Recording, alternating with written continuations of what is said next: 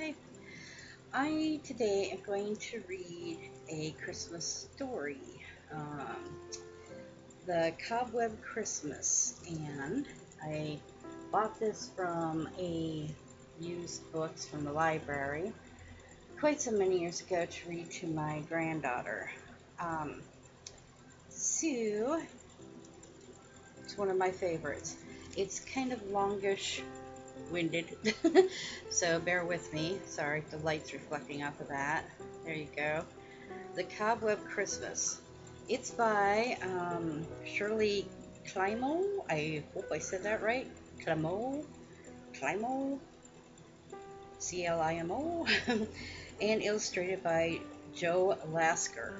So there you go. Good one to read to your children. I love how the pictures look in this book too. But just in case, like you can see it there. That's kind of cute.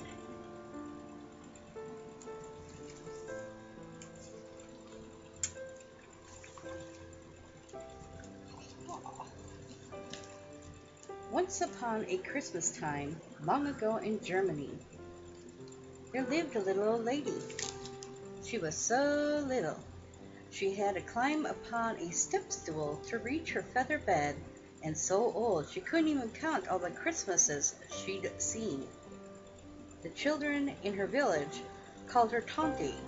I think I got that right. Tanty, which means auntie in German. That's that side. Tanty's home was a cottage at the edge of a thick fir forest. The cottage had but one room, one door, and one window. Dun, dun, dun. And no upstairs to it at all. It suited the old woman, like me, for there was room enough within its walls for her to keep a canary for singing, a cat for purring, and a dog to doze beside the fire. I would love to live in a cabin. I hope you can see that. I love these pictures.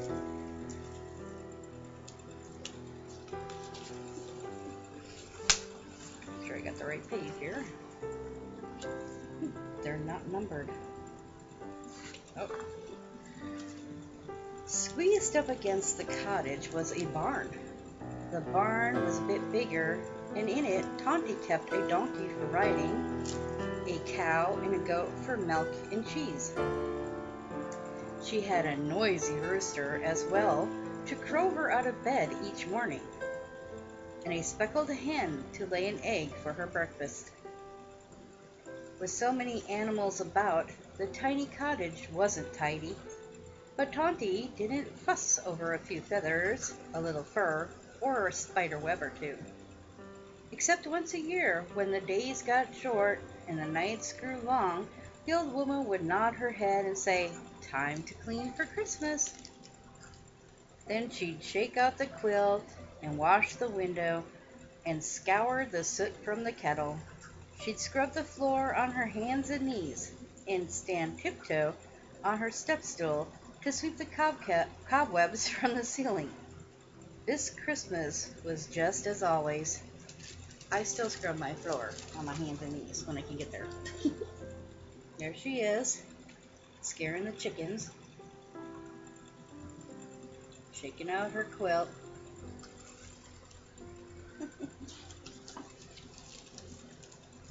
"Wake up," said Tanty, snapping her fingers. The dog stopped dreaming and dashed off to dig for bones beneath the bushes. "Scat!" cried Tanty, flapping her apron. The cat hid under the bedclothes, and the canary flew to the chimney top. "Shoo!" scolded Tanty, swishing her broom. All the spiders and each little wisp of web went flying out the door as well. Poor little spiders.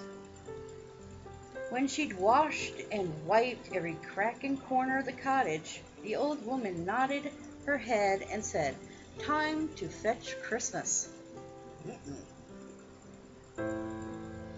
Then Tanty took the axe from its peg on the barn. That's a pig for a minute there. Okay. Peg on the barn, in the barn, and hung the harness with the bells upon the donkey. She scrambled onto the donkey's back, nimble as a mouse, and the two jogged and jingled into the fir forest. They circled all around, looking for a tree to fit Tanty's liking. Too big, she said of some, and crooked as a pretzel of others. Here she is, riding off.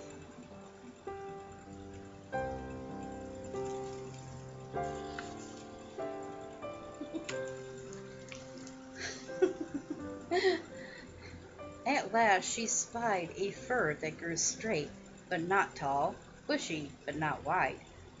When the wind blew, the tree bent and bobbed a curtsy to the old woman. "It wants to come for Christmas," Tanty told the donkey, "and so it shall." She chopped down the tree with her axe, taking care to leave a bough or two so it might grow again, and then went home. A bough or two.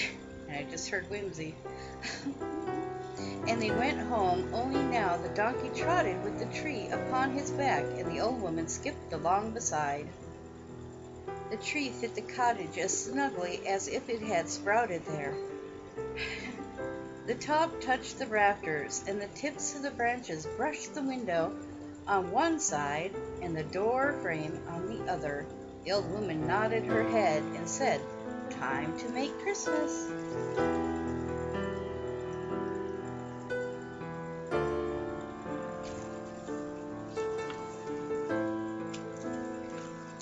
Then Tanty made some cookies. She made gingerbread boys and girls. She baked almond cookies, cut them into croissants like new moons.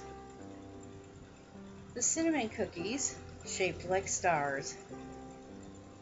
When she'd sprinkled them with sugar and hung them on the tree, they looked as if they'd fallen straight from the frosty sky. Next, she rubbed apples until they gleamed like glass, and hung these up too.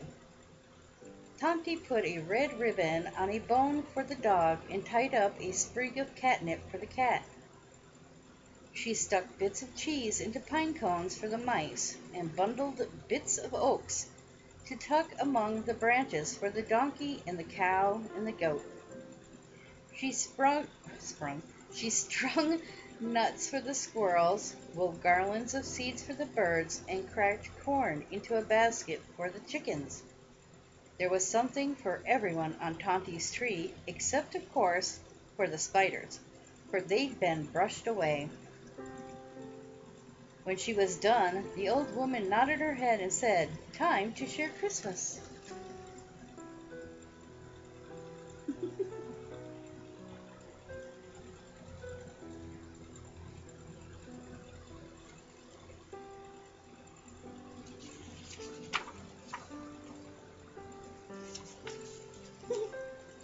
Tanty invited all the children in the village to come and see the tree, as she did every year.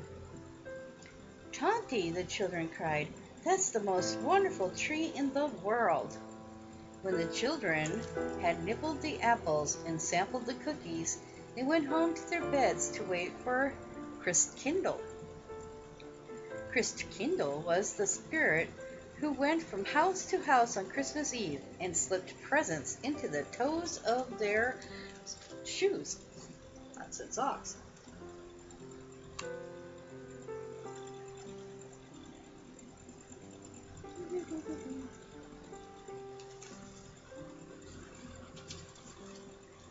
Then the old woman invited the animals to come and share. The dog and the cat and the canary and the chickens and some small shy wild creatures crowded into the cottage. The donkey and the cow and the goat peered in the window and steamed the pane with their warm breath. To each and every visitor, Tanty gave a gift. See, peeking.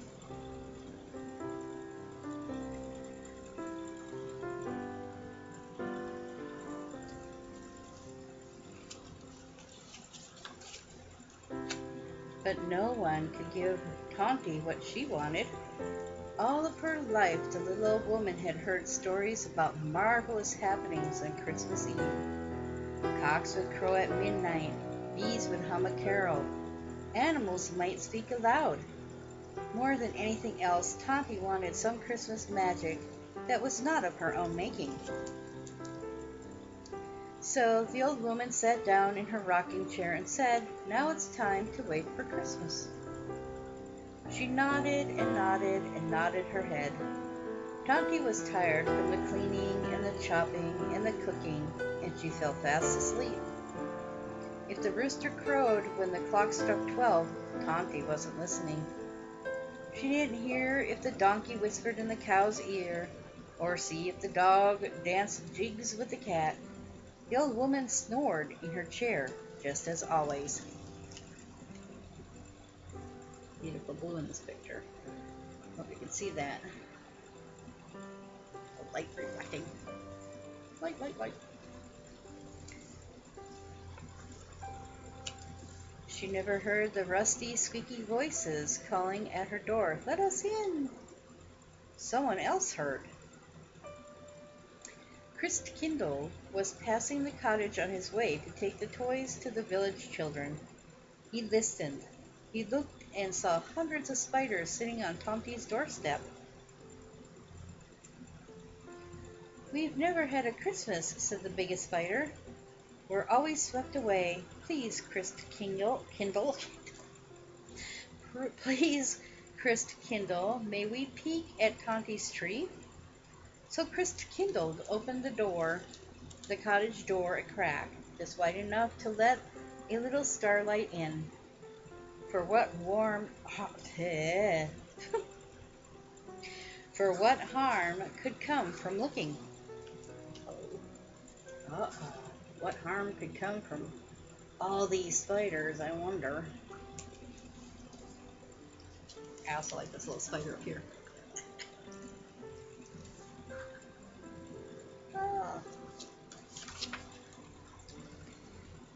And you left the spiders.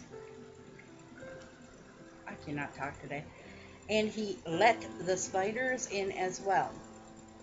Huge spiders, tiny spiders, smooth spiders, hairy spiders, spotted spiders, striped spiders, brown and black and yellow spiders. And the palace kind of see-through spiders came, creeping, crawling, sneaking softly, scurrying, hurrying, quickly, lightly, zigging and zagging, weaving and bobbing into the old woman's cottage. The curious spiders crept closer and closer to the tree. 1, 2, 3 skittered up to the trunk. All the other spiders followed the leaders. They ran from branch to branch, in and out, back and forth, up and down the tree. Wherever the spiders went, they left a trail behind. Threads looped from limb to limb, and webs were woven everywhere. Now the spiders weren't curious any longer. They'd seen Christmas. They'd felt Christmas every twig on the tree, so they scuttled away.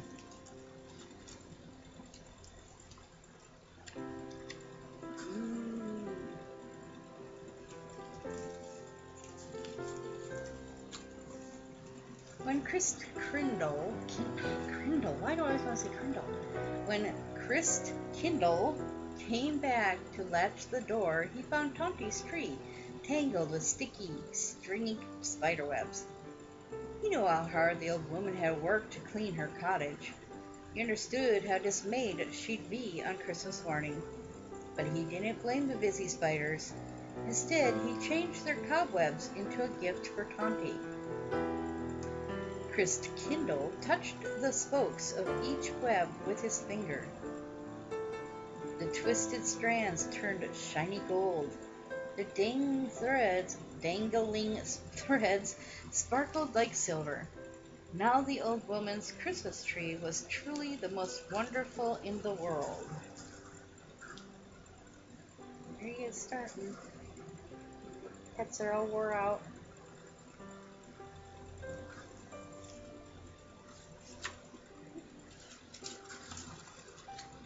The rooster woke Tanty in the morning. There's that loud rooster.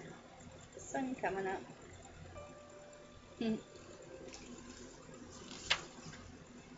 What's this? Cried Tanty. She rubbed her eyes and blinked at the glittering tree. Something marvelous has happened. Tanty was puzzled as well as pleased. So she climbed on her stool, the better to see how such magic was spun.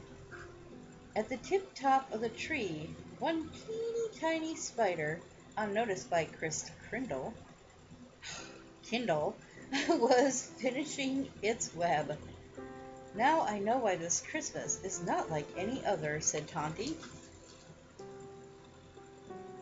Ba-boom, there's the tree. Everyone looks surprised.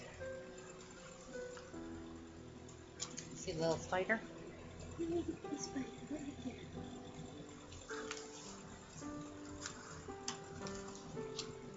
The little old woman knew, too, that such miracles come but once. So, each Christmas time thereafter, she did not clean so carefully, but left a few webs in the rafters so that the spiders might share Christmas. And every year, after she'd hung the cookies and the apples and the garlands on her tree, the little old woman would nod her head and say, "Time for Christmas magic." Then Tanty would weave tinsel among the branches until the tree sparkled with strings of gold and silver, just as her tree did on the Cobweb Christmas.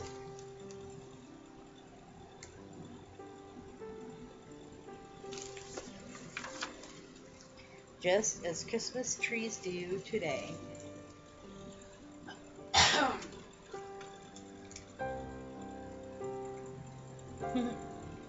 like the little story they got down there. It's her.